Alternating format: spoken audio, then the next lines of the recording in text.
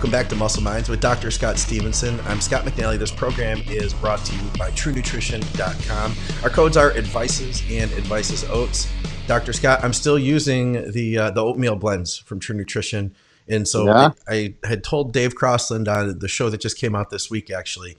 We spoke last week, obviously, that all I've done to change my nutrition has been I eat my meal like I normally do. And then maybe about 25 minutes before training, right before I leave my house, I eat a cup of that oatmeal and I wash it down with some pre-workout mixed with citrulline malate and beta-alanine and a scoop of Pepto Pro. And so I do all that right before I train, 25 minutes before. By the time I get to the gym, it's digested, enough that it's not like coming up on me when I'm training legs. Good. All but once, that is. And you threw up, actually. I didn't. I came close though. Like I came close just because it was like it just wasn't settling right. But it's been good, man. Like my pumps have been, as you can imagine, like crazy, getting those extra carbs in, getting 60 extra grams in. And I almost feel like it's like it's almost like an intra workout because I have to think that you eat that oatmeal. It's not hitting your bloodstream instantly. It's going to be releasing. Slow. Yeah. It's going to be releasing through the whole. Yeah, exactly. That's the way I feel. It's an intra. Yeah. They have the sweetest oat starch over on True Nutrition. Which, is a slow carb, and for that reason. Okay. It's got some beta-glucans in there, I believe, as well. So, yeah, that's. I just did a talk this weekend at a charity event for Women's Day Tampa, it was called. So, raising money for battered women shelters. Okay. And Jamie Pinder, Jamie Pinder put that on. And I just did a talk down at MI40 just yesterday. Okay, cool. On peri-workout recovery supplementation. So. And what did you say it's an oat starch? Sweetest oat starch is what they call it. Let me see. I think if they still have it. Okay. Huh. Sweet. These two. And so this is going to work almost like, this is going to be a longer acting carbohydrate? Oats will be, yeah, because of the fiber. Oh, you can see. Yeah, look who's here. Look who's here if you can see her. I see. She's hanging out with us today. I trapped her in the studio. Yeah, I've never used that before. When I was really trying to gain as much muscle as possible, there were times that I would eat food, and then the next hour I would drink a shake with maltodextrin in it, and then the next hour I would eat food, and the next hour the maltodextrin. I almost feel like the maltodextrin was still like, it felt real, like, I guess cheap is the best word. It just the way it digested. Exactly. I wonder if something like that would be a better option in a situation like that. Well, it's a matter of how long does it sit in your stomach versus how much water does it pull in. Okay. Both of those will cause the fullness to stay. So if something is slow to digest, it'll stay there for a longer period of time. So it's in your stomach. So let's say it ends up being, you get something that is roughly the size of a baseball and it stays there for 3 hours, or something that actually ends up roughly the size of a grapefruit, because it draws water to it, but it's in and out more quickly. You're still going to get some form of bloating, or distension. Yeah, they just call it oat starch powder now. Okay. Yeah. Huh. Complex carbohydrate derived from whole oats, which have been finely ground to functional food powder. Okay. So you could basically make your own meal replacement using that, using some protein, possibly throw in a little bit of olive oil or something, mac oil, if you wanted to add some fats to it, you'd be good. Or MCT powder. I know they have that there. You could use that. Yeah, they used to have this mod carb too, which is this another slow-acting carbohydrate. I think it had trehalose in it, maybe. I don't even know what trehalose is. It's kind of a designer carb. Oh, okay. Mod carb has oat bran, amaranth. It's derived from various starches. Okay. Millet, buckwheat, quinoa, amaranth, oat bran, chia. I don't have the trehalose anymore. There's a question about waxy maize too. We can answer on our list there. Yeah, I see it. Yeah, from Jake Radcliffe. I know he's a regular listener of the show. So we met him last. I think we both did. It was either last year. Yeah, I think he had your book. Holy shit. Okay, he's got a big question here. So we're on that. We might as well. I have an intra-workout drink. I'll read his question here. Okay. This is from about 3 weeks ago. This is a long question. Yeah, I'm not going to read all the list of ingredients there. Right. I have an intra-workout drink that has everything in it I love, but it has waxy maize in it, so it's as its main carb source. Considering waxy maize is pretty much derived mostly from corn, I believe. Yes, maize, corn. I'm not so sure it's a great choice. It is a great bang for your buck when you go over how many ingredients you get from it. It's a pretty reputable company. It's been around for a while. It sits in my stomach and seems to digest great. Okay. That kind of sits in my stomach. It usually means it doesn't digest all that well. I think maybe he means like it sits well. Okay. Maybe Yeah, I'm guessing. Yeah. I'm guessing he means that like it sits well and it digests well is I think what he means. Yeah. Just So guessing. Waxy Max, what they have. So I don't know. It's a proprietary blend. So this is actually another good question. This comes up so often. They have, he listed here. Here's the ingredient label: calories 240. It contains dark matter proprietary blend, 63.5 grams, with the ultimate post-workout muscle growth accelerator, 63.5 grams of Waxy Max, low viscosity, high molecular weight osmotic waxy maize starch, Maltoplex 18, and then oats. Basically, it's it has dextrose, black seed extract. Oh no, it's a rhiza sativa, not a Venus sativa. Okay, so that's I don't know anything about black rice seed, but here's the thing: in a proprietary blend, the order of ingredients does not necessarily represent the relative composition of the proprietary blend. So they don't have to put the Waxy Max is listed first. It might be just because they want to like make sure you know it's got Waxy Max in there, and it might be 1% of the blend. They can literally technically do that. So Maltoplex 18 is just maltodextrin. It's a nice we got to call it something. Maltoplex 18. I don't like know what the number means. Maybe there's 18 grams. Like that's the magic number of grams of maltodextrin. And it does have modified food starch from waxy maize. So the Waxy Max and the modified food starch. So there's some waxy maize in there. So here's the thing. We actually did this a long time ago with the waxy maize that True Nutrition was selling. It may even been True Protein at that time. Okay. And actually, this is when like Dante kind of found that to some degree. He was like, or he knew about like, he knew that waxy maize was going to kind of come to the market, and he wanted to figure out. He was just trying to source good material, so he sent a bunch of us some samples of this. This is back in the day. This is kind of insider history here, and some of them were really bitter, some were really nasty, and we actually did some glucometer readings, and you can find this in the literature if you dig it up. Waxy maize is a very low glycemic index carbohydrate source, even though it's high molecular weight. And that's probably maybe a function of the branching patterns that are there, and it's going to probably vary depending on the source of the waxy maize. So that means it's going to digest slow. Is it still going to digest fast, but not then spike your? It does, yeah. Something about it, like literally, there was a flatline blood glucose. Holy shit! Like it didn't change for shit. Wow. And it seems like it goes in really, but it doesn't cause a lot of bloating. So I'm not sure exactly what's going on there. Yeah. Some people do okay with that. Some people bloat with it. Justin Harris had a situation where he got like a GI issue before junior nationals the year that he won. Okay. At least won his weight class, and he had to trying to carb up, and he used waxy maize, and it kind of saved him. No kidding. That's the only thing he could get down and keep down and fill up with.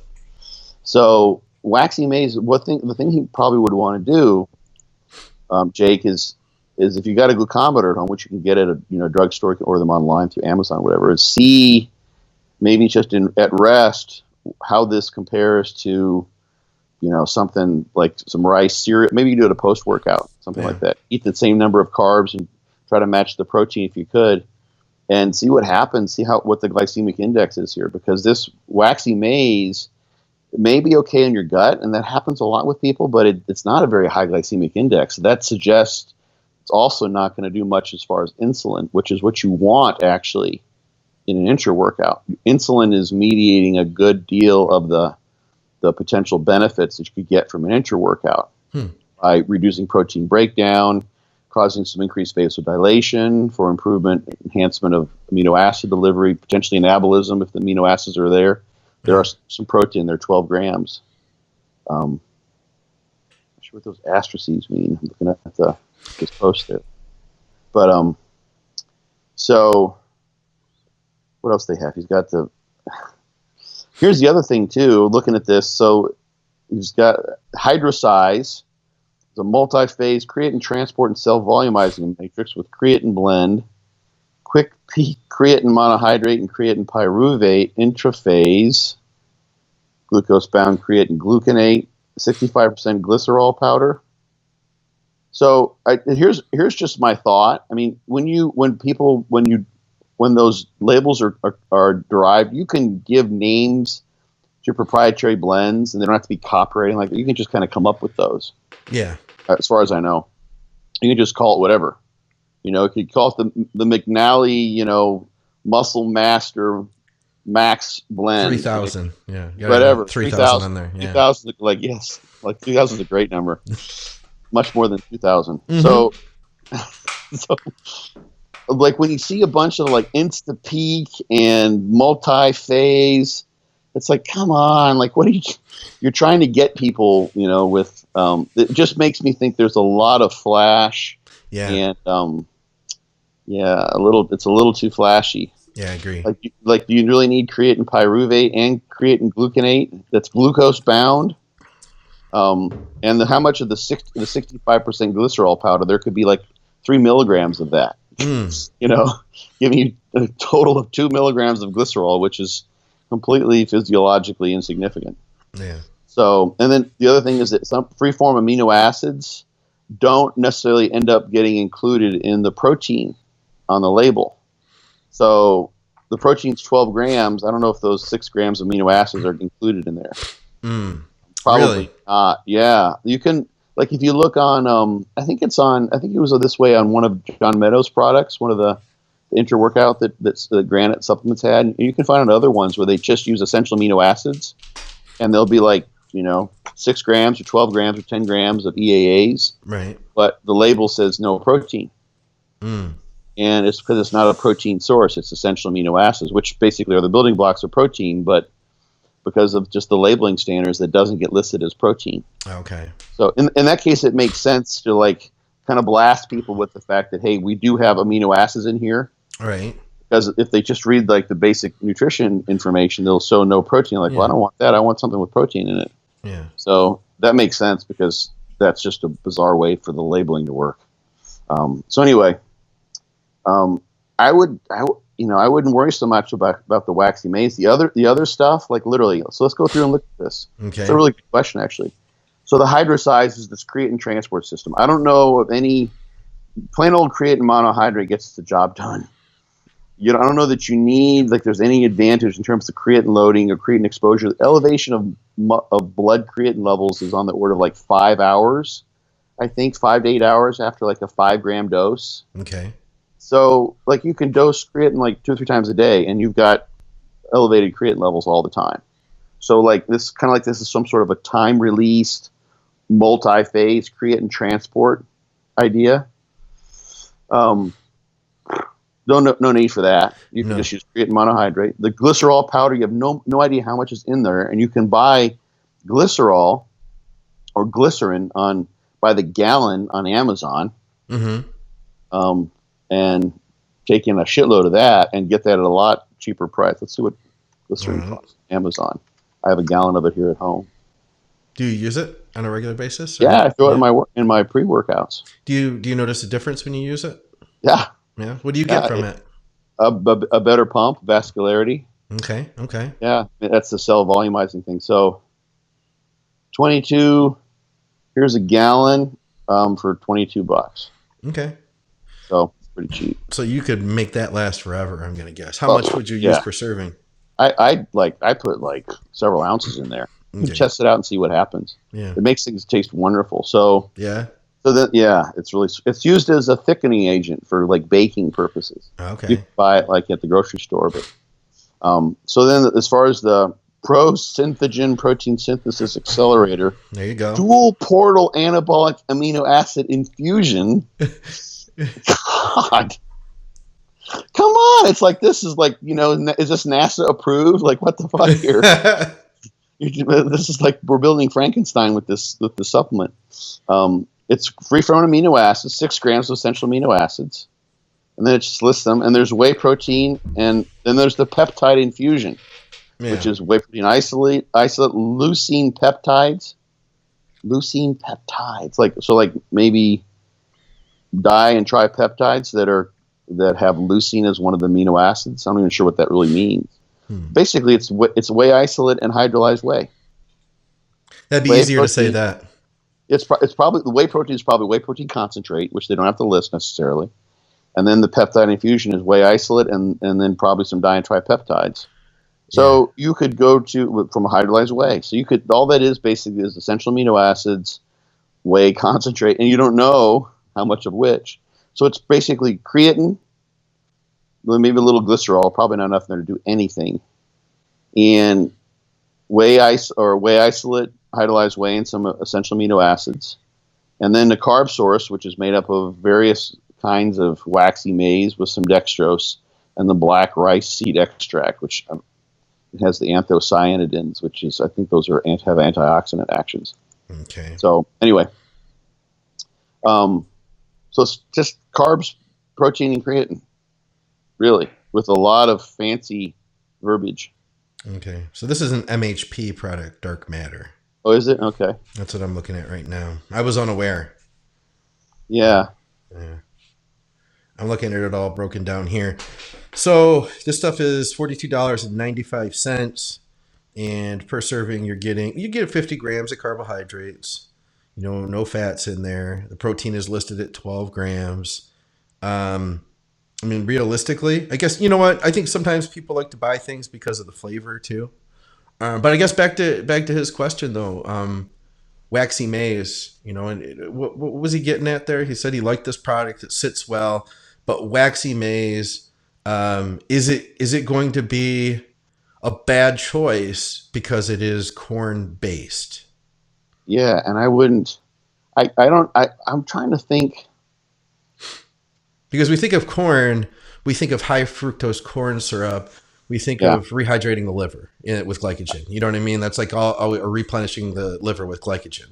Yeah. That's what we think of. We think of corn as being corn starch, high fructose corn syrup, No, I wouldn't worry about that. The main thing with the waxy, actually, there's a study with rats that I recall reading where they fed rats a large percentage of waxy maize in their diet, and they made them insulin resistant.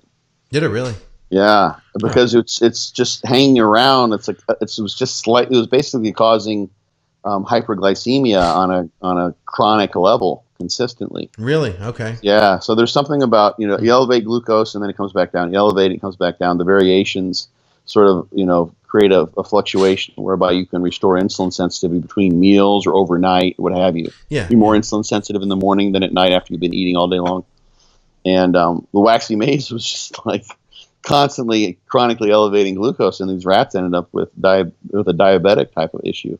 So basically, it'd be something you wouldn't want to use all day long.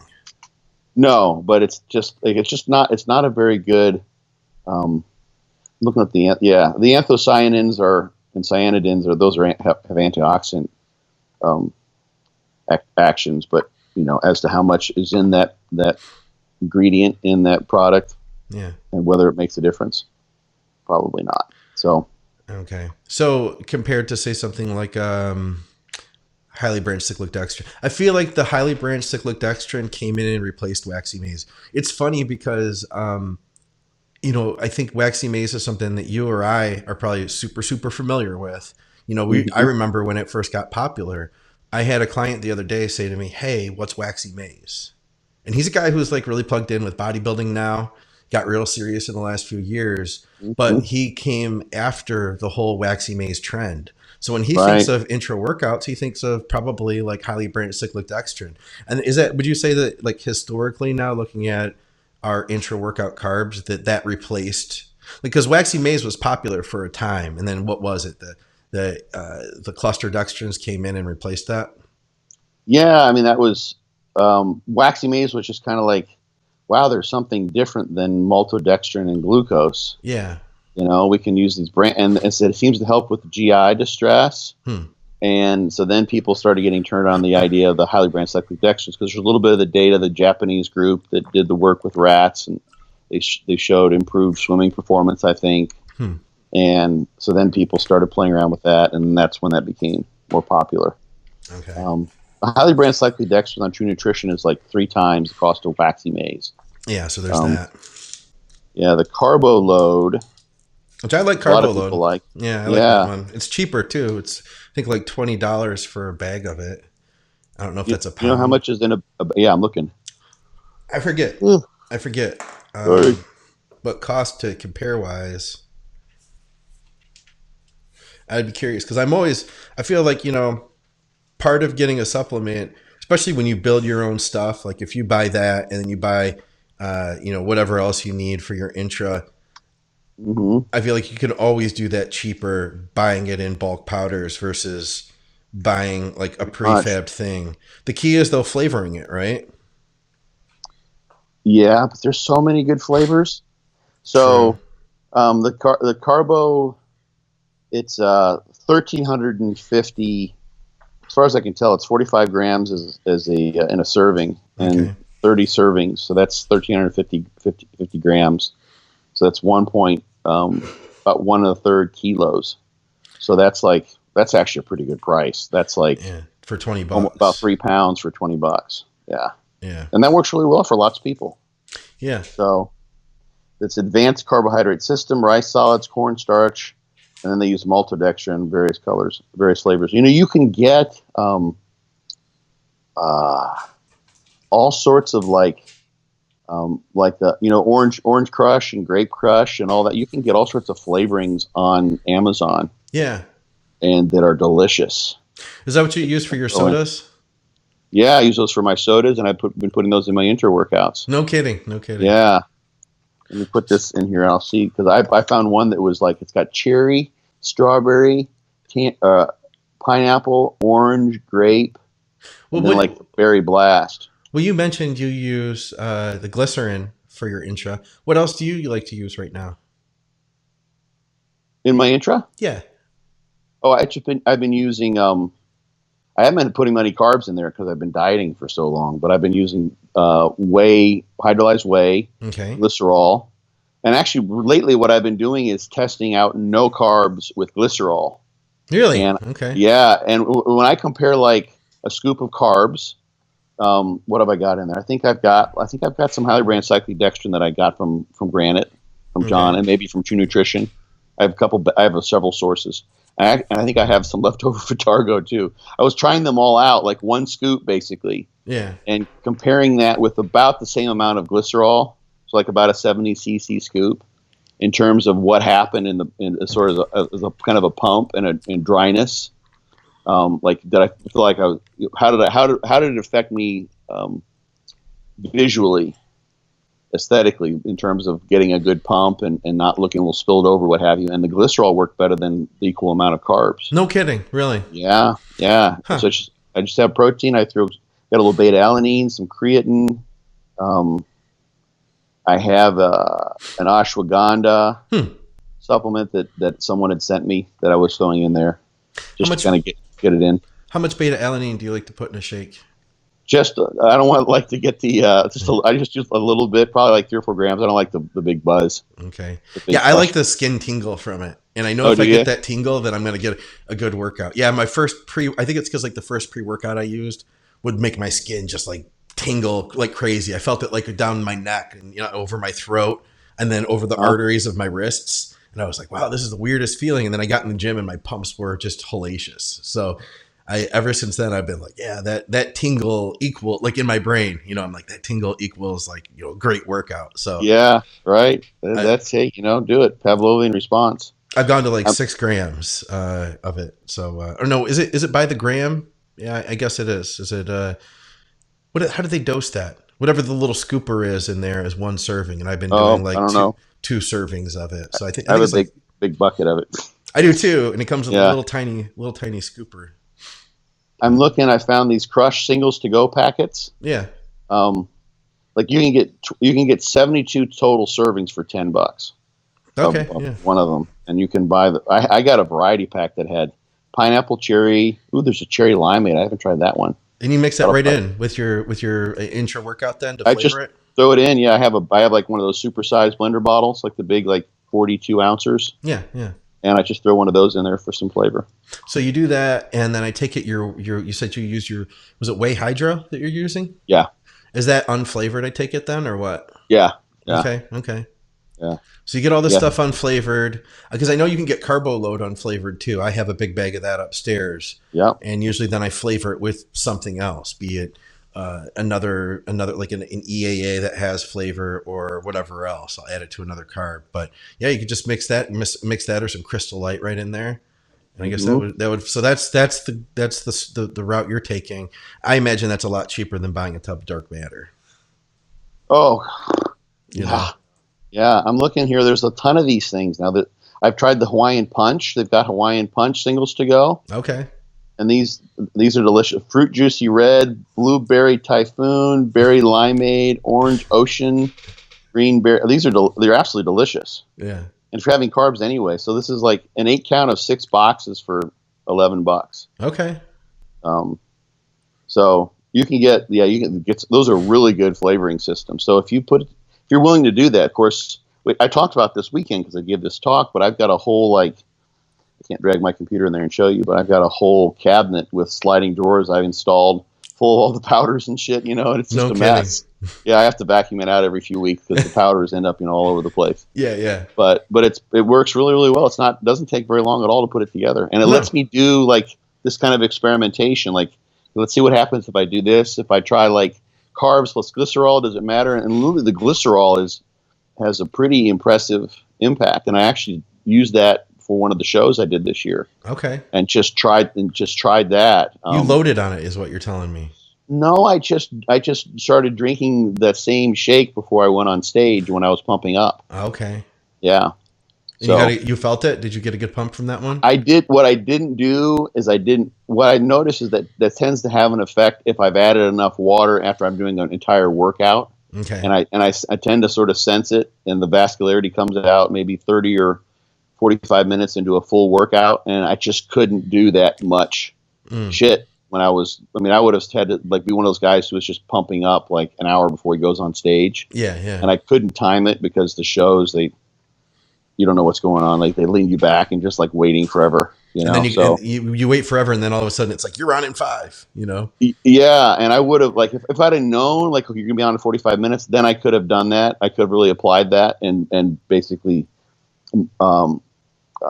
simulated a full workout. But I'm talking like a full on workout where I'm like, I'm doing like leg presses. I'm doing like, I start off with legs, then I'm doing like pull downs and bent over rows, like type of shit you just can't really do with bands, in the back hallway before you go on stage. That makes sense. So I couldn't really replicate it and get the same effect that I was hoping to. But anyway, so you're not even allowed to bring weights back there at a lot of those shows now. I don't even try. Yeah. They don't just bring bands. Yeah. I've known you people can do a lot with bands. Oh, you can. Sorry, go ahead. I've known people though who do carry, like, I think my first shows I brought like a couple dumbbells with me. And it's just a pain in the ass to carry them. But I think nowadays, like, they don't even want you to. They used to have, like, my first shows, and I'm sure you did too. They had like a whole pump up room set up. They'd have a gym set up in there basically, with all sorts of dumbbells, pull down machine, everything else. Yeah. It's just like so many things now. I can think about how much has changed. Like back then, like one of the things I did for one of these shows, I did my own color. Oh, the last one I did. Oh, okay. Color. Okay. Awesome. I had done that for forever. It was so much fucking easier. Was it really? I ordered oh yeah. I was actually, maybe on the next show I can demonstrate how I did that. I just patted it on. I used liquid sun rays. Yeah. Which my skin just takes. I mean, there's still some on me. It's still there. Yeah. It's been like 2 weeks. Yeah. It just stays. It's amazing. I think you didn't have to what? Well, like this, they set up these like, okay, so you go in for your first coat, and like, okay, now we need to see you there tomorrow at 5:30. Yeah. And I'm like, Jesus criminy! Like there was one time at Team Universe, they wanted me to come in at 3 a.m. Yeah, that's ridiculous. And I wasn't at the host hotel. I'm like, no, I'm not doing that. So I'm like, look, I'm going to try this. Liquid sun rays. It cost me whatever, $15 for the bottle, and I got the applicator. I used like maybe 2/3 of a bottle. Yeah. And that was it. It cost me $15, and I put it on myself, and I touched up the next morning, and it looked awesome. Nice. It's very easy. and it didn't bother me. It was such a time saver. So you gotta have like a friend. that. You gotta have a friend. Yeah, that's one thing with doing a tan. And you got to be able to apply it well. I found like I for don't need me, a friend. I did it myself. you were able to get your back and everything, no problem. Yeah, Really, easily. no kidding. I used the back scratcher and I strapped the pad on there and I just patted it on. And you got it even. Everything was even, huh? Yeah, it looked badass. It looked great. No kidding. I know that it wasn't a problem at all. For me, the issue is getting it even. That's what I've seen.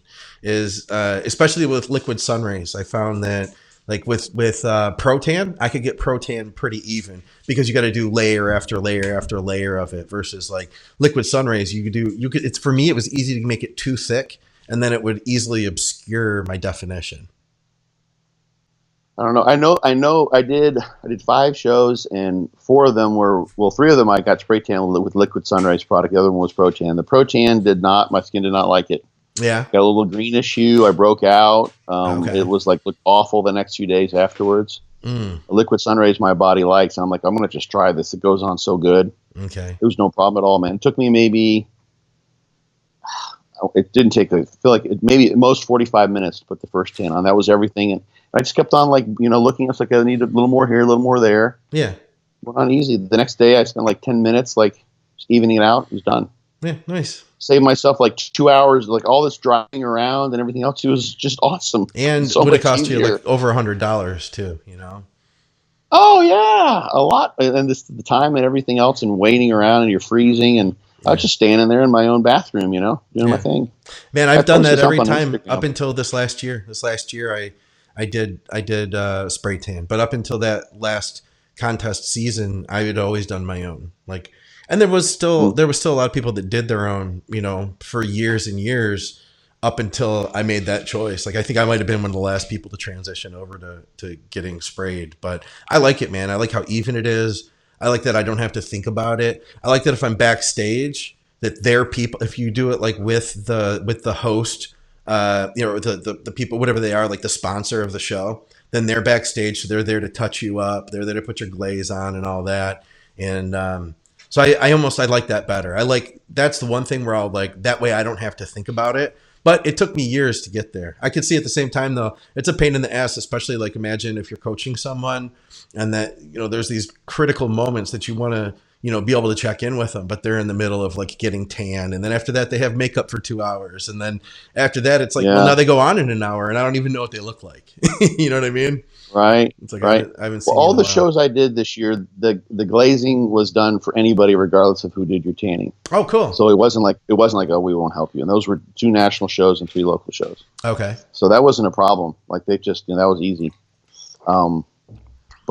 And I hear what you're saying, man. Like that's why I switched to spray tan, is because I didn't like, I'd always had someone else help me do it. And I used to fucking hate it. It's like, it was just like, it's just you're dieted down, you're hungry, and you're dehydrated, and maybe you have to pee all the time if you're dropping your water. And it's like, I just don't want to be like, have someone patting on me and like pushing me around, telling me what to do. It's just like, it just was annoying. It's like, it was almost like the worst part of dieting, like of everything, was the color, which was so strange because it was only like, an hour's worth of time. Yeah. But when I did it this time and it was me, it went on so easily. I don't think I'll just continue to do this. Do you do anything to prepare your skin ahead of time? I know Nothing. they always tell you, because what do they tell you to do for everybody out there listening? Like they tell you what, like exfoliate your skin, make sure you don't use any moisturizers for a week, all that. So you didn't do any of that stuff, huh? Nothing. I did zilch. You just went in. Yeah. You did it yourself, and boom, you're done. $15 later. I wrote it on a Monday, got there on a Wednesday. I put it on Friday, and went on stage on Saturday. Yeah, it was easy. They're nice people there too. When they send that stuff out, they're cool people. The girl who runs the place, they really take care of you, and they make sure that you get what you need. Like they understand. Which place? Liquid Sun Rays. Oh, okay. Is that who you said you used? Yeah. Yeah, they're quick to ship, and they know that if you ordered this, you ordered it because you're getting on stage. Like they make sure that you get it. You know what I mean? Oh, okay. I didn't interact with any people. I just came like a generic order. But I think it was like Miriam or something like that. I can't remember. But yeah, it was just so easy. The reason I got onto that, I thought about that, is back in the day when everyone was doing their own tan and they actually brought in weights to make sure that you could pump up properly. And now things have just changed. Like now we have all the other divisions. There's spray tanning is a huge expense. The women's suits are just outrageous. The makeup is like, I think some of the makeup women will charge, I want to say it's definitely hundreds and hundreds of dollars. Damn. For just extraordinary amounts for makeup. And it's one of those things like you have to do that, because you'll be looked down upon. You can be, lose in the judge's eyes to some degree if you haven't stepped up with the makeup. So it's just kind of a different perspective from, providing service to the athletes versus figuring out how to charge them more. Yes. I'm going to ask Cara Trebish. She just did a string of shows. She's a girl that I work with in bikini who's a pro. I'm going to ask her how much on average does stage makeup cost? Because I don't know, but I want to know now too. So we're going to find out. I know that sometimes it takes a while too. And like when they're doing makeup, like it can be like a process, man. It can be like an hour. And I know that like these girls are getting up at like 4 a.m. to go, like you said, you had to go tan at 3 a.m. I've seen that happen where it's like, oh, well, my makeup's at 4 o'clock, so I have to get up at 3:30. It's like, wait a second, we need to get a good night's sleep. The better sleep you can get, the better you're going to look, right? Yeah, let me see. I'm going to look. Okay, so I'm going to Hotspot here. Okay. This is for a show that's this next weekend here, kind of locally. Okay. So here's the makeup.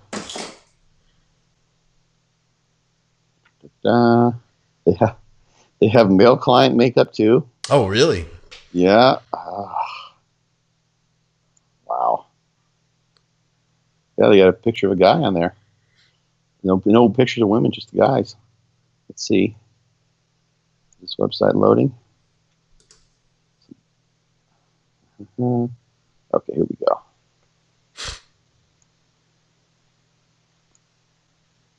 It's weird that you load up as. Okay. Select a service. There we go. So it's $125 for makeup, $100 for hair. So okay, so $250, something like that. Yeah. And then men's makeup's only $50. Oh, well, there you go. We can get a deal. Yeah. For men's makeup. Men's makeup is not going to help me no matter what. There's no fucking way. Like, there's nothing you can do with this. That's just what it is, man. So, but yeah, that's a lot. That's crazy. You know? Yeah. I know that.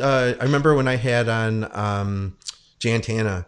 She said she would do makeup for the guys, like Jay. She was like, they all did makeup because, they're. She said she was like, you think it's like makeup is for women, but these guys, they're using it too because they're on stage and it's to get everything to match, to look, to go together.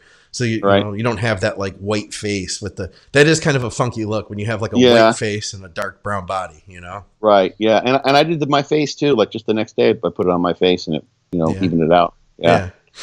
Sean Ray used to use mascara. There's a video of him showing him. I'm trying to think where that video.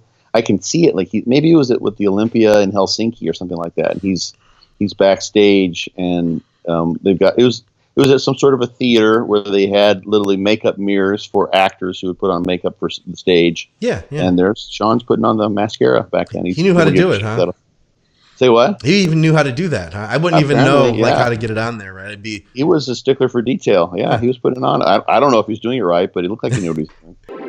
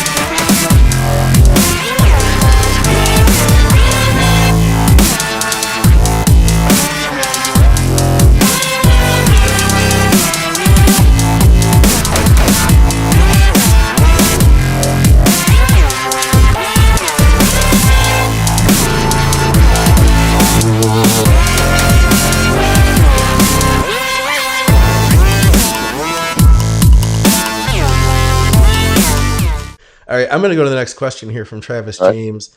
I know we talked about this a couple weeks back on Blood, Sweat, and Gear too. But I don't know if we took it in the direction that Travis wanted to. So I'm glad we got a chance to go over this again. He says, show day nutrition, keeping stomach flat, holding fullness, not spilling, bringing out vascularity, adding in water if going flat, variables, etc. A general discussion on all things show day nutrition, what can go wrong, what could be helpful, etc. It's a good topic. I don't know if I feel like it'd be hard to say this, it's all about responding to what's happening, right? First of all, right? Well, that's one way to do it. You can, most people, many people look at show day nutrition or the whole peak week as a tremendous list of variables like he's listed here that cannot be in any way coordinated. So you just have to it's like a dog chasing its tail. And that's where a good guru can say, hey, you need to add some sodium, you need to add some water, or what have you. Right. The couple main overarching thoughts here. One, as I always say, practice run. Yeah.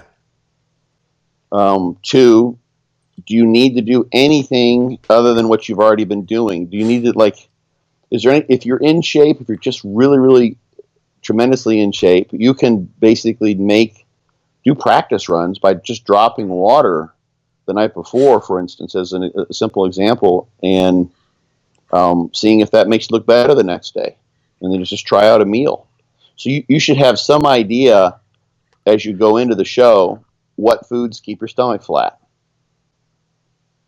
Because you're not eating those foods that bloat you. You've eliminated those. I just had a consult with a guy who's been having midsection issues. And he's like, I have no idea what's going on. Mm-hmm. And I'm like, well, what are you eating? And he told me what he's eating. And I said, well, does that bloat you? He's like, yeah, I get more bloated when I eat this. And I basically, he told me, I have no idea what's going on. And then I asked him like 3 or 4 questions, and he told me exactly what was going on. He knew exactly what bloated him, what didn't bloat him, what makes his stomach worse, et cetera, et cetera, et cetera. And he just couldn't connect the dots in his own mind because he was just kind of oblivious to it.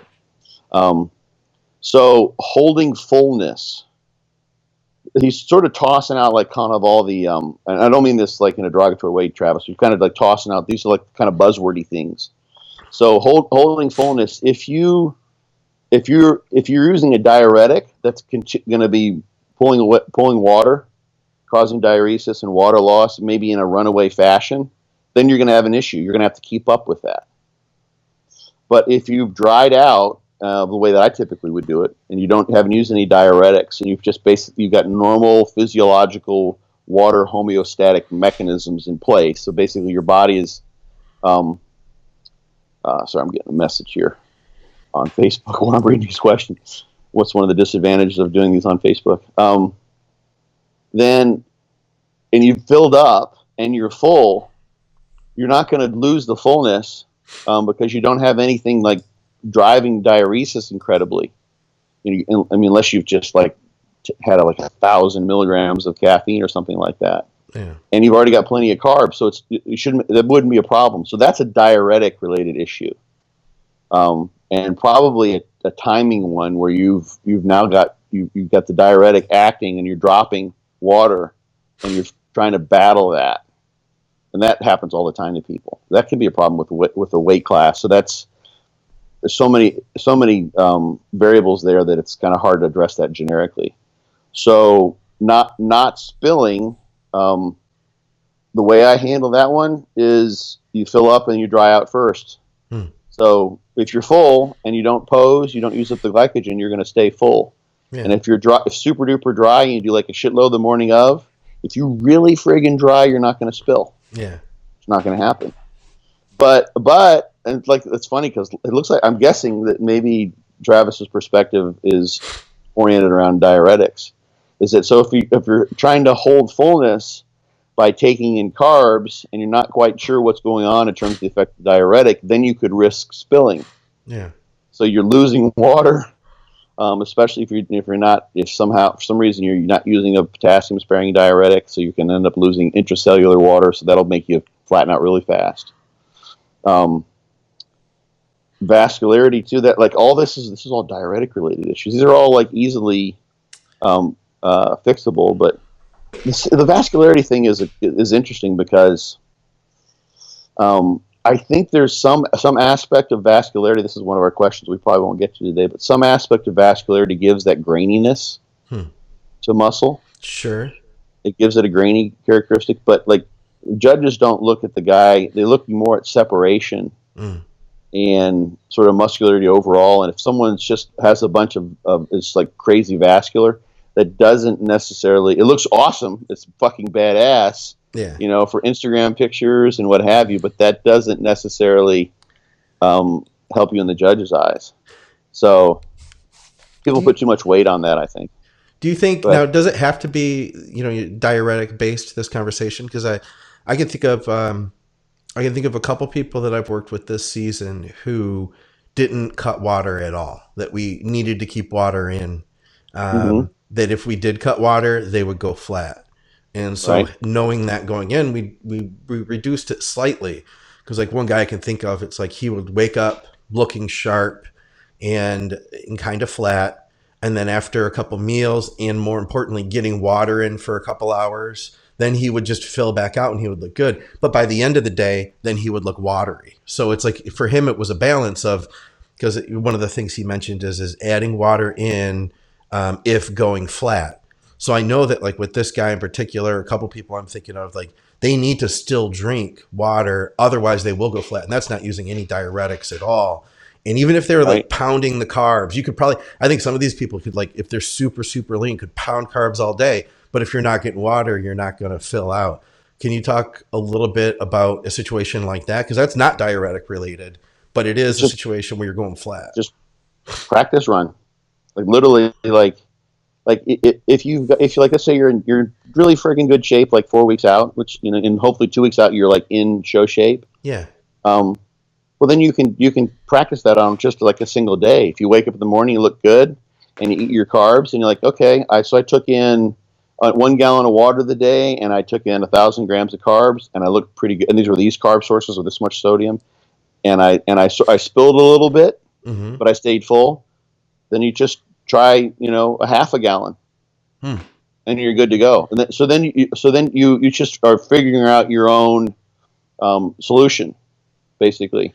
I gotcha. And so yeah, like you can't have those issues without a diuretic thing, but it's a very simple thing to figure out because one, the variability, like you're not all of a sudden like, holy shit, I'm just dropping water. Like I lost 3 pounds in the last hour and a half. Yeah. That's probably not going to happen unless you're like Juan Morel or someone like that. I just heard an interview on Fuad's podcast with him, and he has to like really, he has to carb up like a motherfucker and has to really push things because he's got this alien metabolism. Yeah, but he knows that. Yeah. And he was eating, like he said, he was eating like Five Guys and everything else. Yeah. And you heard that interview? I did, and he still couldn't get full.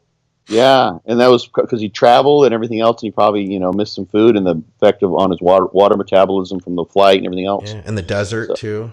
Yeah, so that's hard for him. He'd have to like get in town like probably 4 or 5 days early and just like stay in a cheap hotel. Yeah, just maybe to fix that. And he actually he said he pushed it harder than he knows he made some quote unquote mistakes.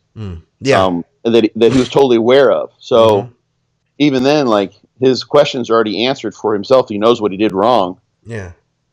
But with the so it's sort of like you're sort of like just trying to keep yourself upright when you're just manipulating your water and your carbs. If you're someone who tends to go flat like that or to spill over, just on a day like that where you're keeping carbs high and you're trying to keep your water balance appropriate. So you're just kind of balancing those things, and you do that a couple 3 days, and you learn your own. Even through the course of your just like non-training days, you can just like mess around with that. But when you add diuretics in there, it's like you're doing all this amidst a tornado, and you're getting thrown all over the place. Yeah. And then what's really an issue? So,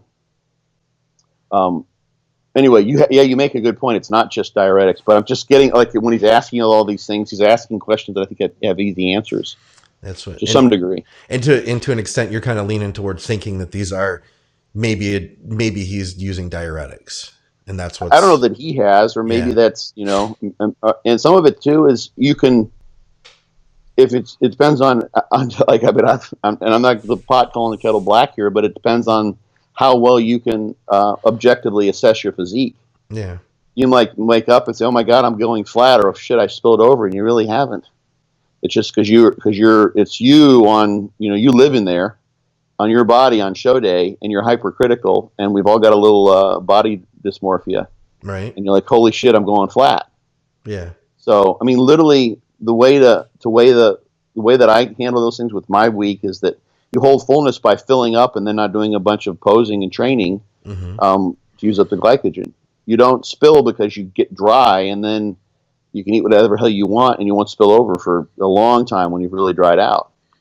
Vascularity comes from sodium and like a shitloading type of meal if you want the vascularity, and that'll help fill you out, and you won't spill because you're already dry. So those three questions are already kind of figured out. You can do those things sequentially: fill up, dry out, and then adjust with food as needed. This is all in the book. So adding in water if going flat. So the thing that's actually a good topic though to continue on, because one of the things that if you're going flat, that can be because of a sodium issue. Sometimes it can be because of carbohydrates, and it can be because of water.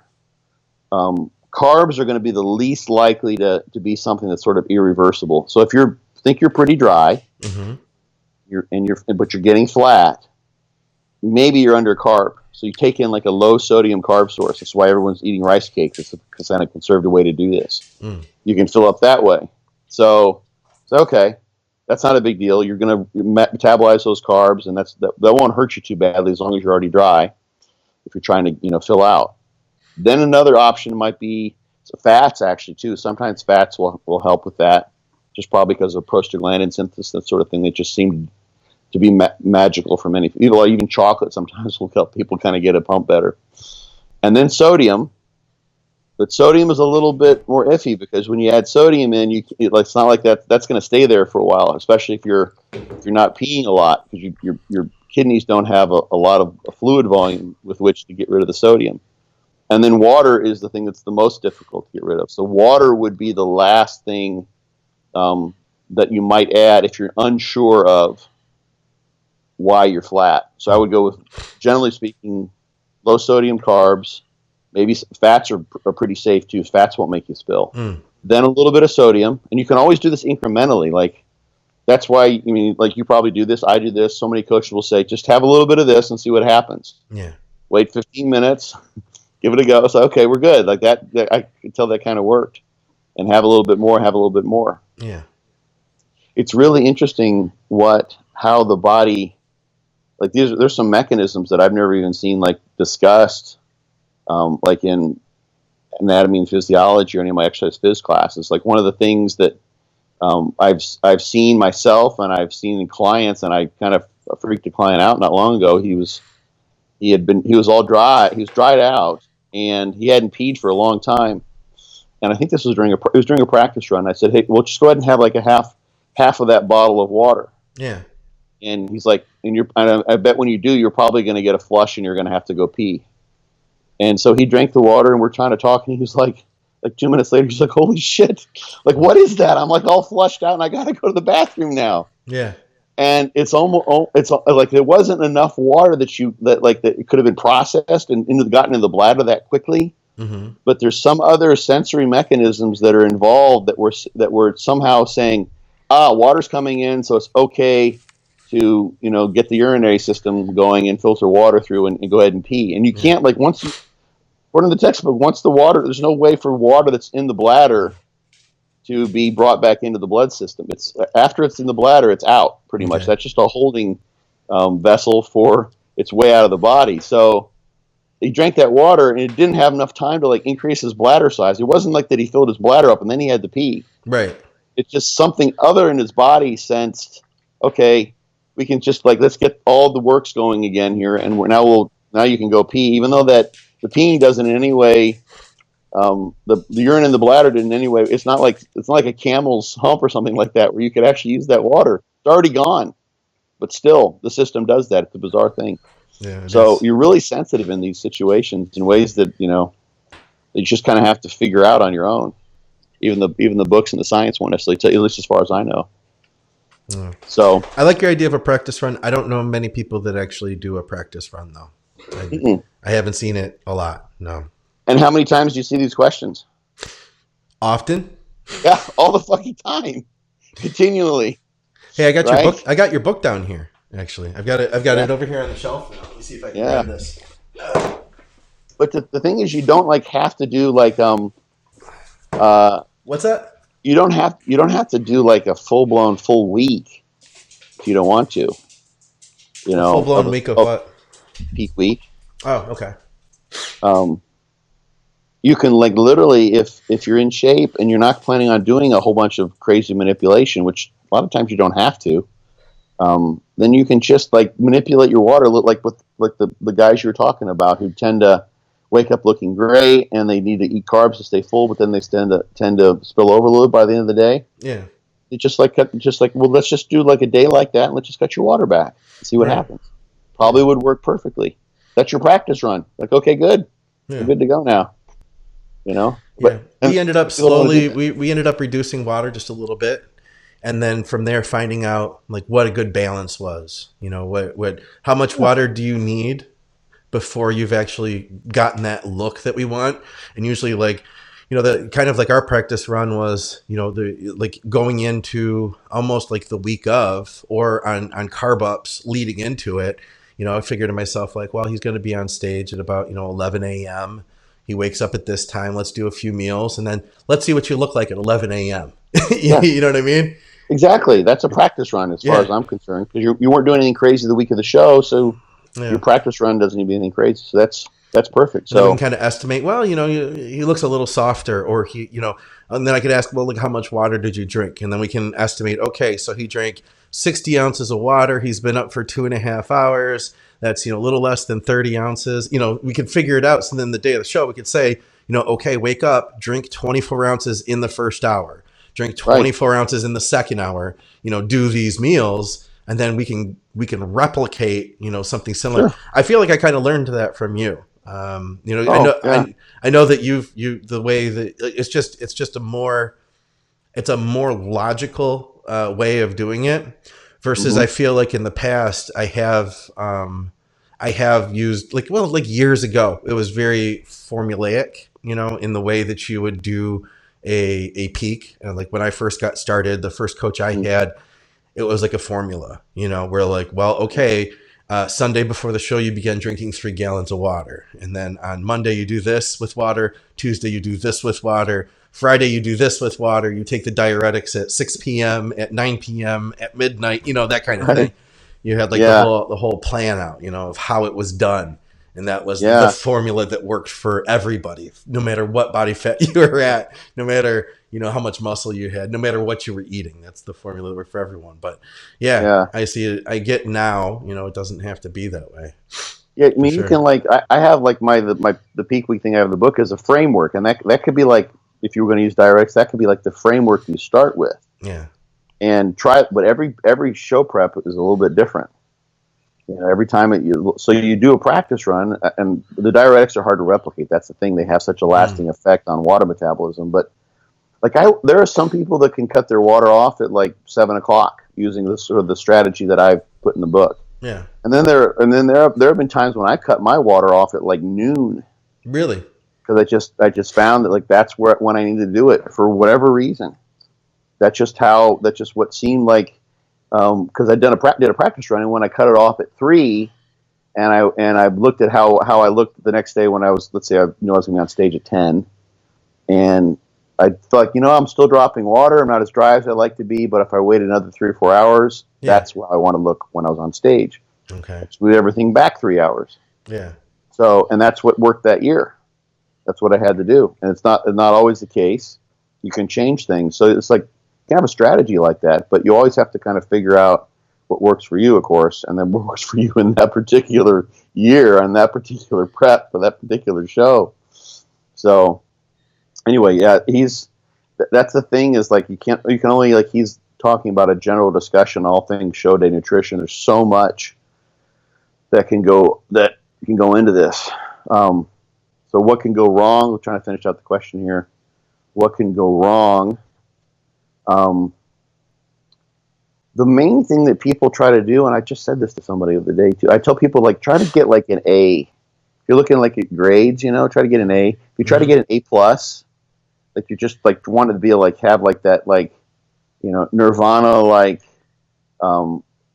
absolutely fucking nailed it. You know, I could not have looked any better than, I looked better than anyone has ever looked in the history of bodybuilding on stage day, on show day.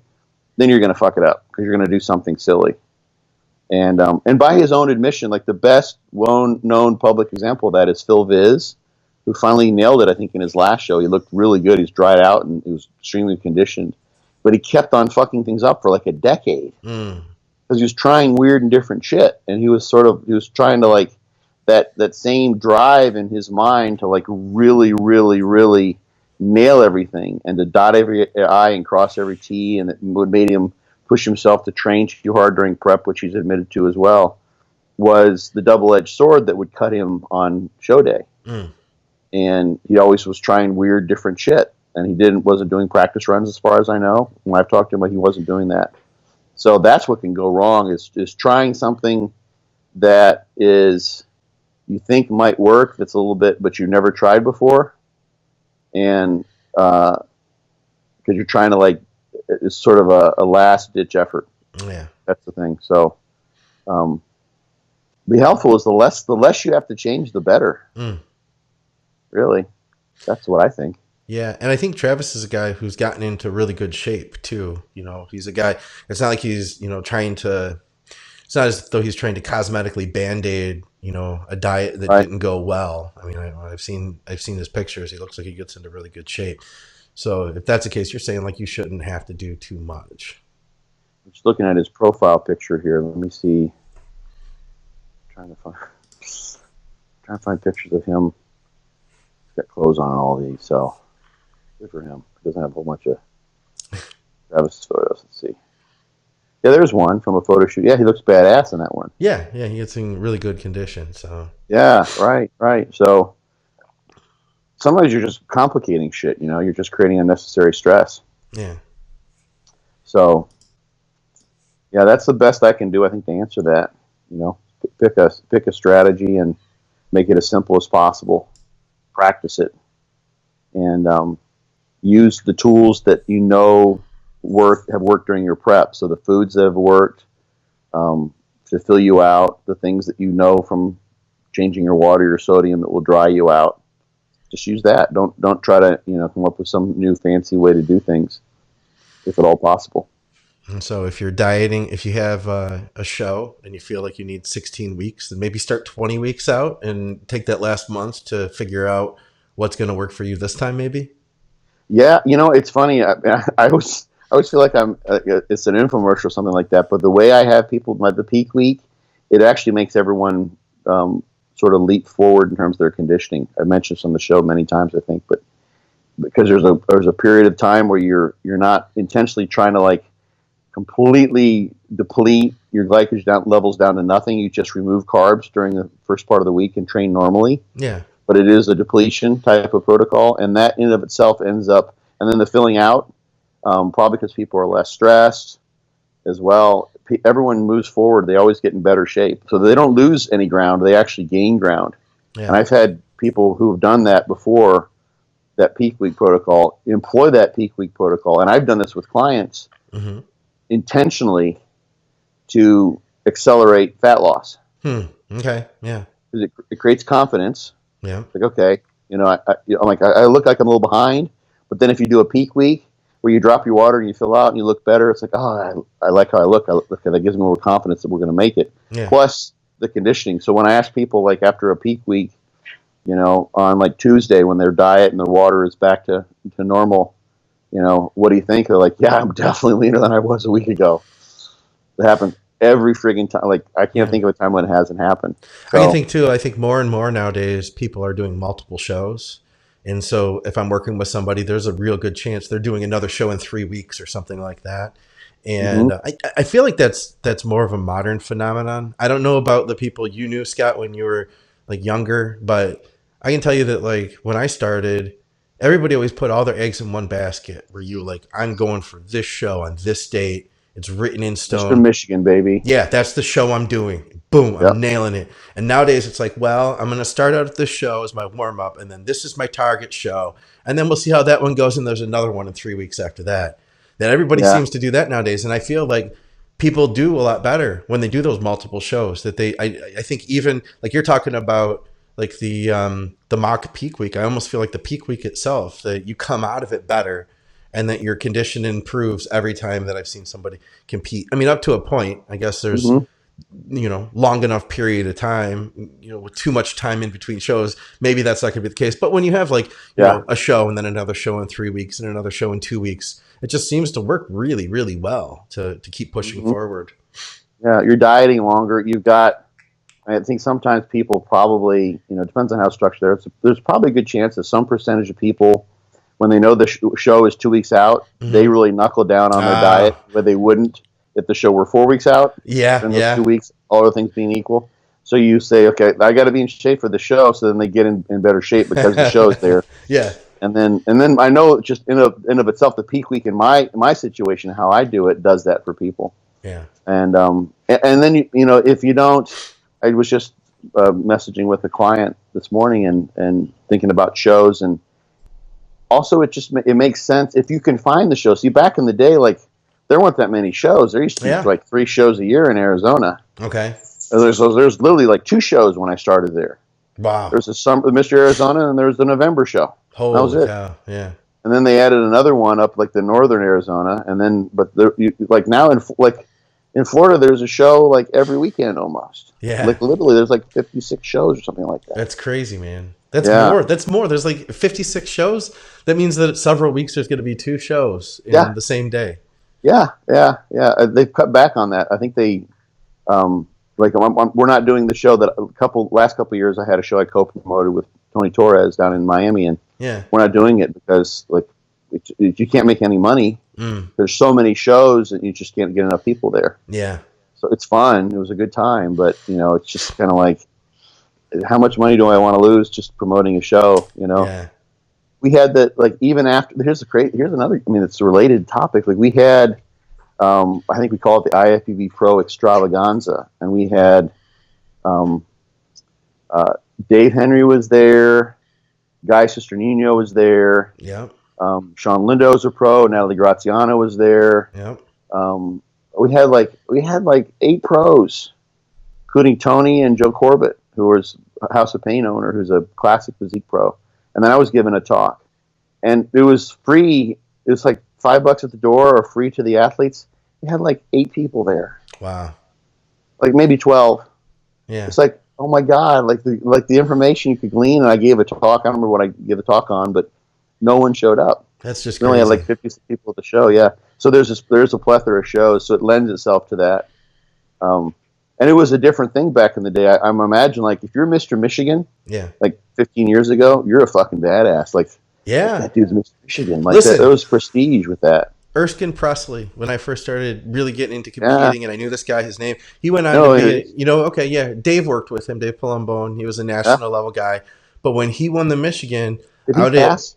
No, he's still alive.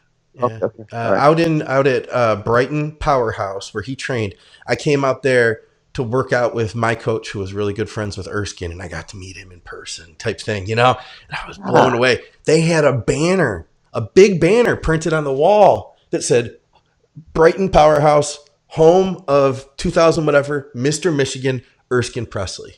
Yeah. They had this banner hanging across the wall. Like, that's how big of a deal it was, Right. Yeah, now it's like everybody is nationally qualified. Yeah. Yeah, and I don't mean to discredit anybody nowadays, but it's just the magic that was just, God, and that's 10 years ago. You know what I mean? That wasn't that long ago.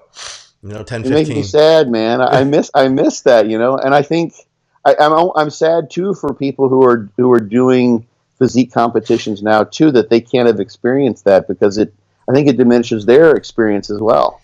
Well, listen, I think you're right, but at the same time, I don't think that bodybuilding is ever going to die. And when I say that, I mean, there's guys out there that are young guys that are still really taking this seriously. You know, there's a guy here in Michigan, Tommy Stiles. I know he freaking loves the sport. We have Dom Travellini here in Michigan who freaking loves the sport. There's a bunch of guys like those two that are they don't do it because it's popular. They're the guys that will continue doing it when bodybuilding and fitness related, physique related sports are no longer popular. You know, and it'll be those guys that still carry this thing on. So, you know, the fad will pass. That's for sure. You know. Oh yeah. And these guys will still be there. We'll still be there too, hopefully. Oh hell yeah. I'm still going, baby. I got no plans on stopping. Right on, man. Right on. Speaking of which, did you train yet today? No, I trained yet. I went down to MI40 and trained. Oh, nice. Speaking of, so we had the seminar down there. It was open gym. Yeah. I went down and trained beforehand because I was giving that talk, and I'm just doing full body stuff. So it was a full body workout yesterday. But I was like, there was like 2 other people in there. Yeah, no kidding. His gym's not. Yeah, he's got a very kind of exclusive thing. There's not a whole lot of members there. It's kind of pricey. Okay. And a lot of it, I think, is trainer related. But I was kind of surprised because it was open gym. And we talked most of the time, but anyone could have come down there and paid $20, which goes to the charity, and they could have trained at the gym, but I didn't see anyone show up. Damn. Yeah, it was just me. I figured there are a lot of women who were in town. The Women's Day thing was a women-only event on Saturday at another location. Okay. And you can go on Instagram and Facebook and find like Women's Day Tampa on Facebook is the site. But I was expecting to be packed. I'm going to go in there like 9. Yeah. So I can get my workout done. Because they have limited restroom facilities. They only have like I think maybe 4 or 5 like separate like the bathrooms, or it's the bathroom and a shower unto itself. Oh yeah, yeah. They're unisex. It's like a big locker room type of scenario. Yeah. So I'm like, if I want to have a shower, I'm gonna have to like get down there early because no one was there. It's just me. Huh. I was the only one. So no kidding.